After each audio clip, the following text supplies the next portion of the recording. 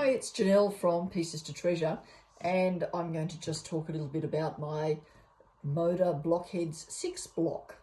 And the name of the block is Cross Training. You can see it's got all these lovely crosses in here. So I've made two different colorways, and of course I've used my striped and checked wovens, and here it is in another colorway here. And you can see once again I've used the rust here from my Vista line, and the backgrounds of both of these are from Primitive Gatherings, and I found a lovely big fat quarter bundle in my stash, and so I was using those just to add a little bit of print to go with the wovens. Now I just wanted to show you what we were cutting out. So the Blockheads block instructions look like this, which of course you can download from the usual places. And we need 48 squares that are 1 5/8 inch of our background. And then we need 4 squares, each of your 4 crosses. Now you might like to do all 4 crosses in the same fabric. You can mix it up however you like. I've chosen to do 4 different fabrics. And one of the things I just wanted to concentrate on quickly in this video is how I cut these ones with the stripes on the diagonal. Now you don't have to cut them like that. This is just an option. There are the stripes cut on the straight.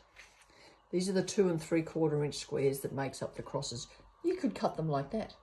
That's perfectly fine. If you're using a print, like a floral print, you don't have to do anything fancy with your cutting. You just need to cut 2 3/4 inch squares. But I'm just going to show you how to cut them on the diagonal like this. And then you get the effect of the stripes running like that.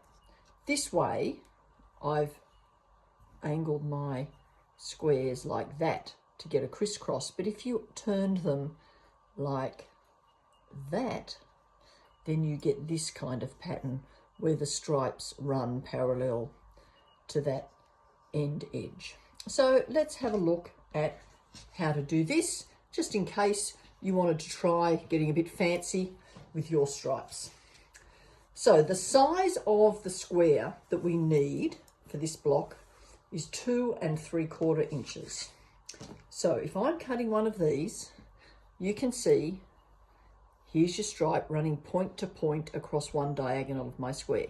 Now one thing to note, when you cut these out like this, these edges will be on the bias, and we know that the bias of fabric, which is our diagonal, is very stretchy. So a tip, if you're going to do this, start your fabric well beforehand, and it really helps to stop it stretching.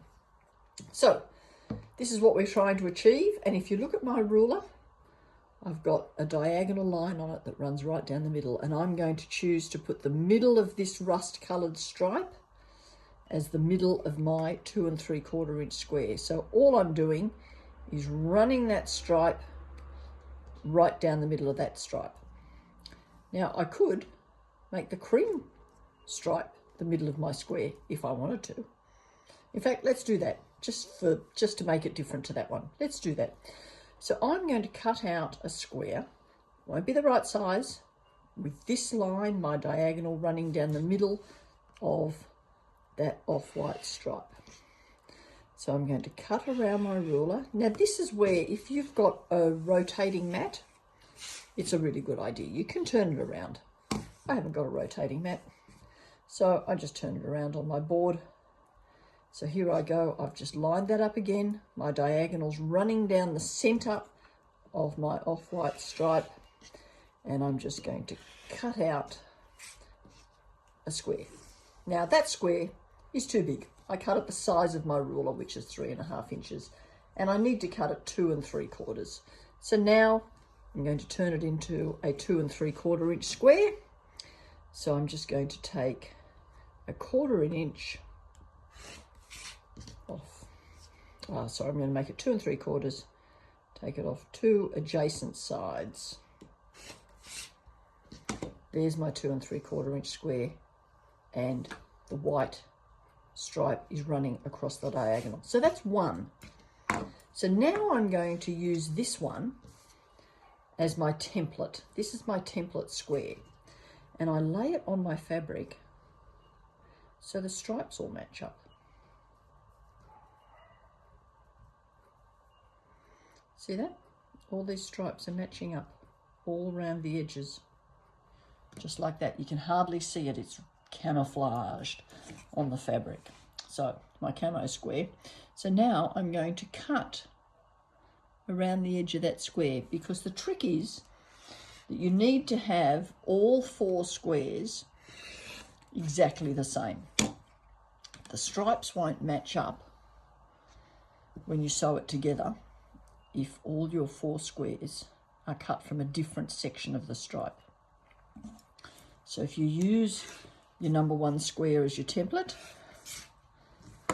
now I've got 2 matching squares. This one was the template, so we're going to use it again to cut our second square. And I don't like wasting fabric, so I'm going to nest this up as close as I can to fit it out. And that seems like I can fit it in that little spot there. One edge is already cut, and I've got my stripes matched up again. So cut around it, cut around my template square, one edge to go. Take your template, one more square to cut. Once again, pop it on your fabric, making sure your stripes match up. It'll have to go here. So well camouflaged, you can hardly see where it is. Like I said, this is an option. If you want to get a bit fancy with stripes, you don't have to do this. It's just something a little bit different, and I'm all in favour of learning a new skill. So you might want to have a little bit of fun with it.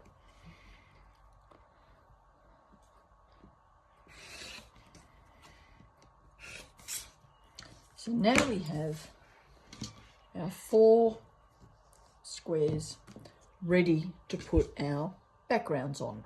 So once your backgrounds, and when you put those on, it's simply a case of stitch across the diagonal and flip them back like that.